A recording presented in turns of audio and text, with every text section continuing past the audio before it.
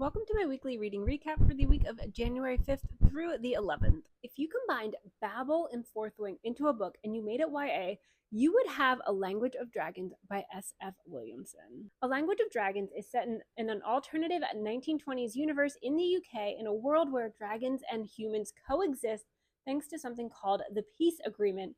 Our main character, Viv, is about to start university where she's going to study dragon linguistics when her entire family is arrested for being rebels. They're trying to take down the peace agreement. In order to save her family, she accidentally, breaks the peace agreement and triggers a war between dragons and humans. To save herself and her family, the Prime Minister offers her a place in this covert military operation where she will have to translate a new dragon language. I had a great time reading this book. It was so much fun. The world was so interesting. I loved the dragons in this one. The mythology behind them and their use of language was fascinating. I love the way this book critiqued the use of language, the importance on it, and the ways it can be manipulated to cause harm. I also really loved the main character, as well as we have this really great mix of misfit characters. If you like found family, you should definitely pick this one up. I will say some of the marketing has been a little bit strange on this one. I saw, at least on Fairy Loot, it was advertised as a enemies to lovers dark academia.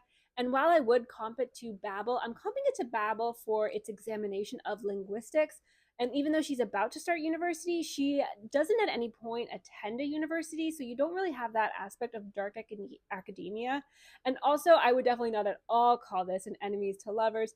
There is a very, very minor romance subplot, but I would categorize it more as forbidden love, and it is definitely very heavy on the yearning. So if you've been looking for books with yearning, I would definitely recommend checking this one out. Also, this is the first in a believe a duology. It's definitely not a standalone though. The next book that I finished this week was a reread of Legendborn. I adored this book so much, and I wanted to reread the first and second book ahead of the release of Oathbound. And as much as I adored this book the first time I read it, I think I liked it even more on a second read. And a lot of that has to do with the fact that the first time you're reading this book, you're trying to grapple with the world building and the characters, and it's all so rich, and that it almost can be a little bit difficult to keep up with at times. But on the second read, you already know all of that, so you can really just enjoy the story and the characters. I love this world. Bree is such a compelling character. I also had a new appreciation for Cell in this one, but I think my favorite part about this story has to be the storyline about Bree and her grandmother. I love that one so much. I am so excited to continue my reread of the Legendborn cycle with Bloodmarks, and I cannot wait for Oathbound to come out. The third book I read this week because I got it on Libby. It was an audiobook of An Indigenous People's History of the United States by Roxanne Dunbar Ortiz. This was a nonfiction book. I would highly recommend reading it, even if you have a generalized idea of the history of the United States and Indigenous people. I would really, really recommend reading this book. It is telling it from the perspective of someone who is Indigenous, and it goes a lot more in detail than a lot of what I at least learned in school. It was a very, very difficult read. Usually I listen to 2 audiobooks a week, and this week I only did 1 because it was such a heavy topic. I wanted to really make sure I spent my time with it, but if this subject interests you, I would definitely recommend picking it up, but just know it is a very heavy book. And the last book I finished late Saturday night because I have no life was An Arc of A Theory of Dreaming by Ava Reed. I loved A Study in Drowning. I do think all the criticism it gets is absolutely valid, but I don't care about that because I loved Effie and her story, and I love that I got to continue this journey with her and Preston. Where A Study in Drowning was a really good mix of character and plot, A Theory of Dreaming is definitely much more character driven. Effie and Preston are both really, really going through it. So it begins right where A Study in Drowning left off. Effie has been admitted into the literature college. However, despite this big feat, she's the first woman to be admitted to the literature college.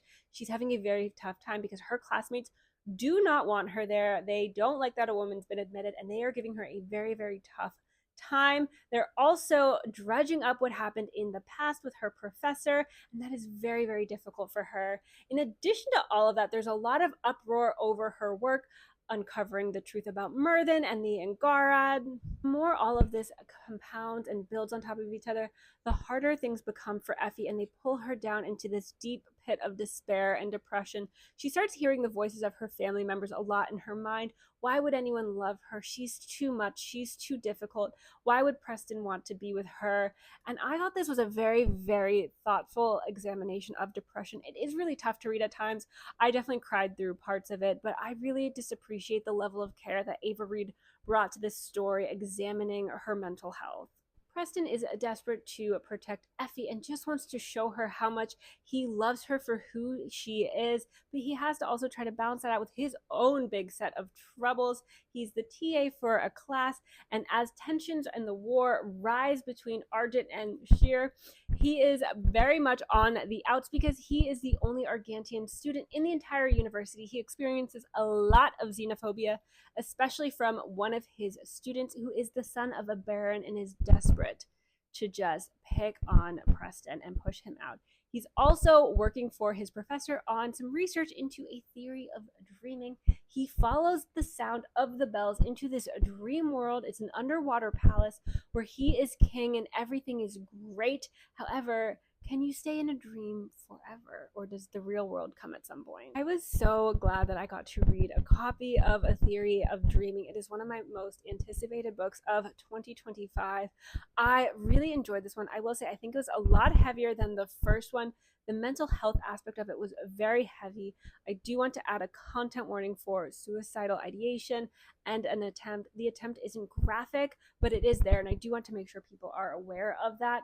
But I did think that the examination of mental health and depression were very, very thoughtfully done in this one. I really appreciated the way Ava Reid approached it.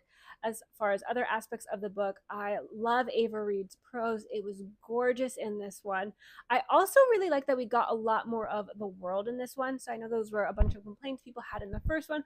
What's going on with the war and the sleeper museum? And we get to explore both of these a lot more in this one. I think my favorite part about this one, aside from Effie and Preston, was the side characters. We get to see both of their roommates. We're at the university the entire time, so it definitely has more of that dark academia vibe to it. But I just thought the side characters added so much to this one. I really liked their dynamic. But overall, if you like to study in drowning, I would definitely recommend picking up A Theory of Dreaming, but just know it is a little bit heavier in regards to some of the mental health aspects of it.